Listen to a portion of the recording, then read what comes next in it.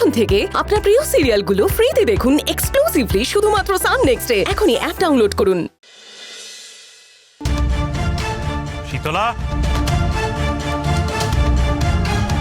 শীতলা কোথায় গেলে তুমি?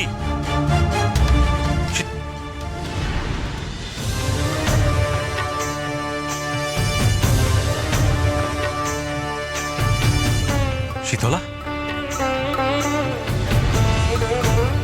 তোমার হাতে এটা কি? সাপের বিষ? এই কাজ তুমি কি করে করলে শীতলা?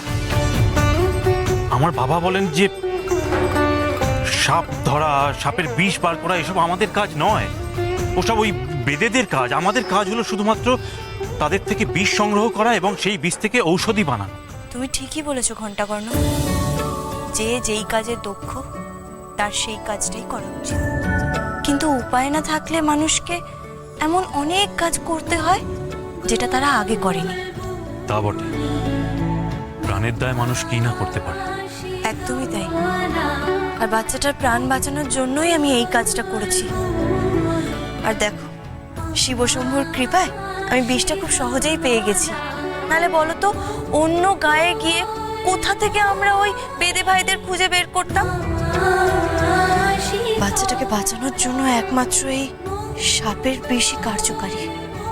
আচ্ছা বলছি, মানিক কেমন আছে? ভালো নেই, একেবারেই ভালো নেই শীতলা।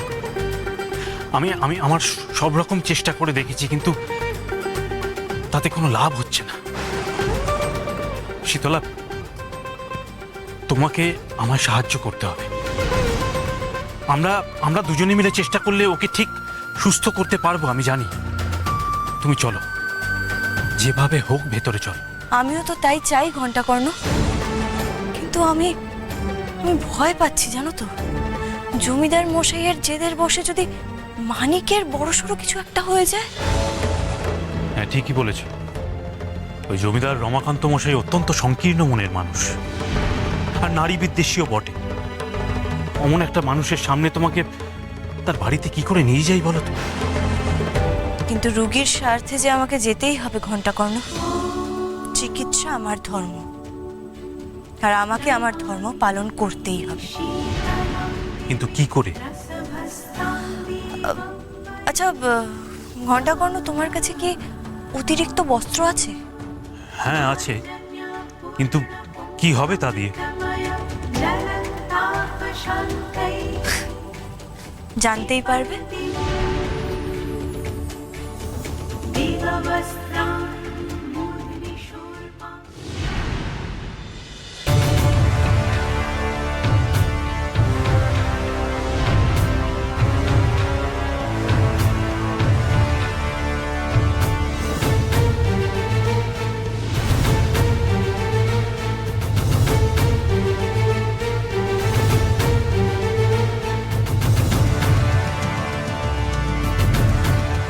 আচ্ছা, ইনি কে? আমার গুরু ভাই। শীতলার চলে যাওয়ায় বাবা একে পাঠিয়েছেন। উনি পরিবর্তে পাঠিয়েছেন? আমি তো ভাবছিলাম উনি হয়তো আপনাকেও ফিরিয়ে নিয়ে যাবেন। সত্যি উনি মহানুভব।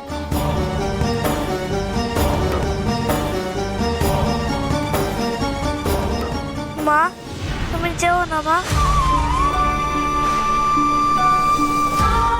মা, তুমি যেও না, আমার ছেড়ে যেও না মা। আমি তোমাকে ছাড়া এক পাও চলতে পারি না। তোমাকে ছাড়া আমি একা একা থাকতে পারি না মা। মা গো, তুমি আমার কাছে ফিরে এসো মা। আমাকে কোলে নাও, আমার মাথায় হাত বুলিয়ে দাও। আমার যে খুব কষ্ট হচ্ছে মা, খুব কষ্ট হচ্ছে। ফিরে এসো মা।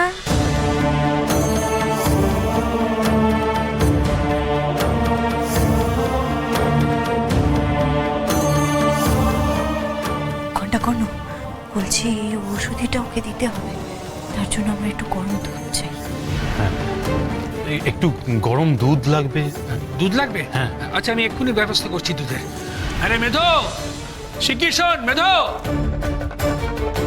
নাই মশাই, শিগগির একটু গরম দুধের ব্যবস্থা কর তো। এখনই যাচ্ছি।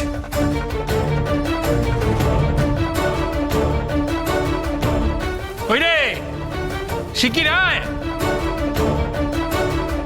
চলো, এই যে নাই মশাই। দিতে শিগগির দিও নাকি? ঠিক আছে, তুই যা।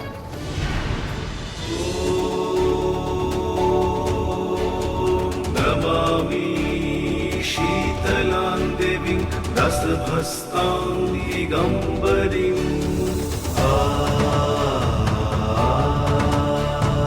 मार्जन्यपूर्णकुम्भमृतमय जलं तापशान्त्यै क्षिपन्तीं दिगवस्त्रां युध्निशूर्पां कणकमणि।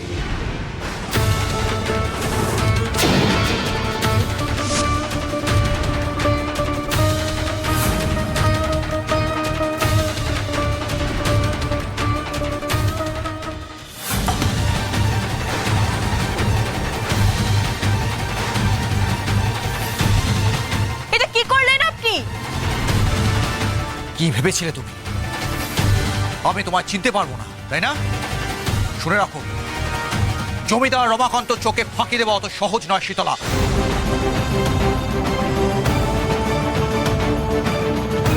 তোমার সাহস দেখে আমি অবাক হয়ে যাচ্ছি শীতলা। একজন তুচ্ছ নারী হয়ে তুমি আমার ছেলে চিকিৎসা করতে এসছো, আর আমি তা মেনে নেব সেটা ভাবলে কি করে তুমি? আমি বারণ করা সত্ত্বেও কোন সাহসে তুমি এ বাড়িতে পা রেখেছো? আপনি দয়া করে একটু একদম চুপ! তুমি সেদিনের ছেলে হয়ে আমাকে এসেছো বোঝাতে। বোঝাবো তো এবার আমি তোমাকে ছাড়বো না ঘন্ট করবো। তোমাকে বিশ্বাস করে আমার ছেলের চিকিৎসার ভার তোমার হাতে তুলে দেওয়াটাই আমার ভুল হয়েছিল। তোমার তো নিজের উপর লজ্জা হওয়া উচিত ঘন্টা কর। স্বয়ং মহাবৈদ্যের ছেলে হয়েও তুমি একজন চিকিৎসক হিসেবে এতখানি অপটু যে সামান্য একজন নারী সাহায্য ছাড়া তুমি এক বিন্দু চলতে পারো।